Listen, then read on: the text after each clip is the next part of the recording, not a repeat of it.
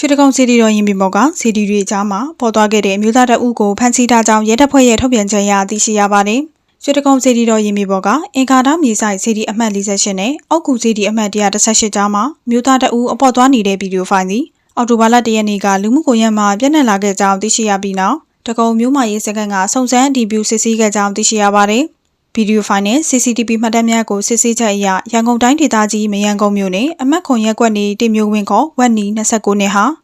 စက်တင်ဘာလ21ရက်နေ့ကရွှေတကုံစီတီတော်မြကြီးကိုတွားရောက်ဖူးမြော်ပြီးဖျားပုံမှာပြန်ဆင်းချိန်အင်္ဂါဒမြေဆိုင်စီတီအမှတ်48နဲ့အောက်ကူစီတီအမှတ်118ကြားမှာအပေါ်သွားခဲ့ခြင်းဖြစ်ကြောင်းသိရှိရပြီးအော်တိုဘာလ2ရက်နေ့ကစစ်ဆေးဖော်ထုတ်ရေးယူထားကြောင်းသိရှိရပါတယ်။ရင်းမျိုးသားတင်မျိုးဝင်းခေါ်ဝက်နီကိုတကုံမျိုးမရေးစခန်းမှာရဲရေးမပိုင်သောပြစ်မှုများမှတ်ပုံတင်အမှတ်စဉ်4/2025ရာဇသက်ကြီးပုံမှာ295ကဥပဒေနဲ့အညီ